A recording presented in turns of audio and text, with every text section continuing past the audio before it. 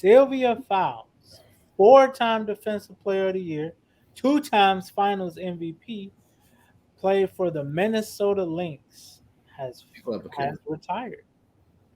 I I love ain't it. gonna say finally because nobody wants to retire. You want to play as long as you can, but she hung up the sneaks, and now she's a retired WNBA player. John, what's your take on it? What describe to the people that don't watch the WNBA how great she was.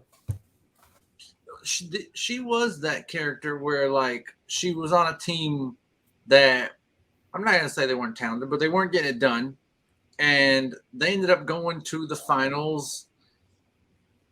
They came in very subpar team and ended up going to the finals, got bounced in the finals, and then she said, "I want out of here," and it was like. Oh, you're really good on a bad team, but how good are you really? And people say that, I think we were talking the other day, someone was talking about Tony Gonzalez. Oh, well, yeah, it's easy to put up a lot of stats when you're only a good player on a team. It's like, yeah, I think you would have done that anywhere. Right. I mean, he went to the Falcons and went to like the playoffs 3 straight years, right? After never going to the playoffs, but twice with the Chiefs, right? So it's the same thing. Like, I feel like, and then he balled out in those games, right? So it's the same situation where she was on this team that just wasn't getting it done. Ends up going to a team that had already won about 4 finals in the last 6 years, so they were quite competitive to start with, but became the main face of that team. Like she walked on to a very successful team, and then became the best player on that team, winning an MVP, 2 Finals MVPs, multiple Defensive Player of the Year. She'd already won some with this guy as well. But so I mean, it's something special to be able to walk onto a team that already is just dominating the league. 4 and 6 years, that's a dynasty. So then to go on to win 5 and 7 years. On that, Maya Moore, she was kind of like handling her business between the both of them too, though. But yeah, and this was kind of like a little bit Kevin Durant-ish, where like in that aspect where like he walked onto a team that was already good and then won 2 Finals MVPs. But then I'm just saying, like, it's anyone can walk onto those teams and win a ring, but to walk on and we can argue whether he was actually the best player on the team or not, who drove the team.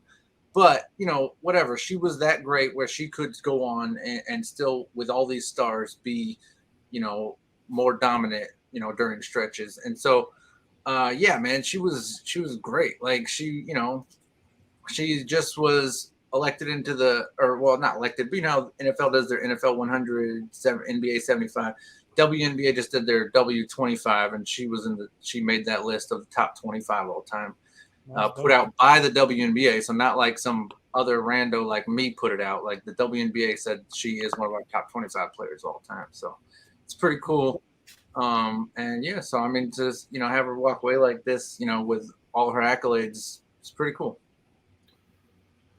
Yeah, honestly, like I said, I haven't been watching WNBA as long as John has, but I've just recently, probably just over the last couple years or so, I've been, kind of getting a little bit more into it. And just based off of what I've seen in these last couple years and going back and actually watching highlights, and Sylvia she was like that. Like I said, she clearly won those 4 Defensive Player of the Years and 2 MVPs for a reason. So, like I said, I almost literally forgot that she did play for the Chicago Sky. I couldn't imagine her and Candace Parker being on the same team and stuff, and having that same core that they have now, I should say.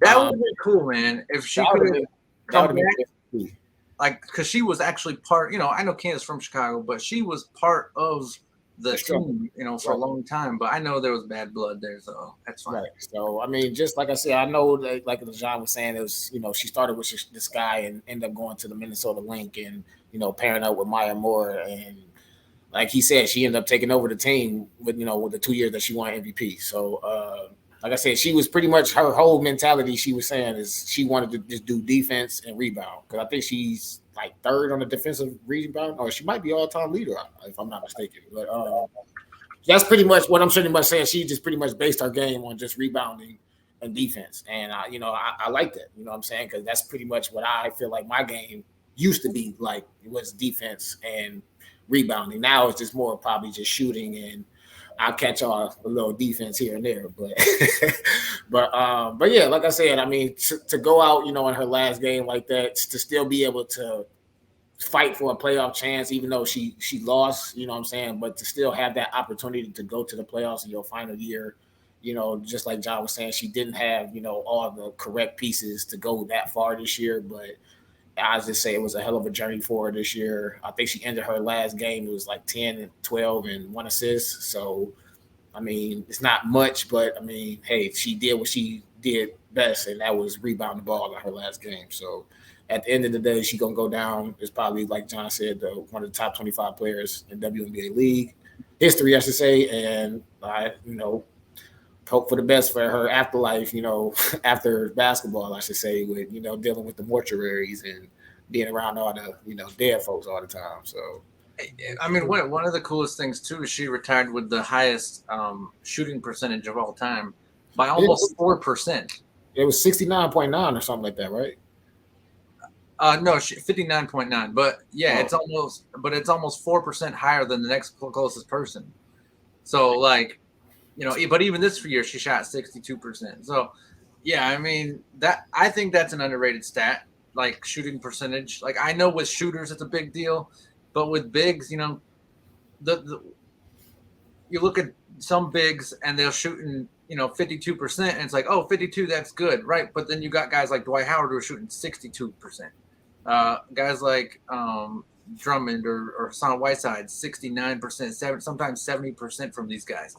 Like 52 is good if you're a small forward, you know, if you're LeBron, if you're, you know, whatever, Kevin Durant. But if you're a big man, you know, like she is, like you got to be shooting up near the top, and like she did, man. And she not only shot near the top, she shot the top. So for a whole career, so that's one of the coolest stats for me is that 59%, almost 60%.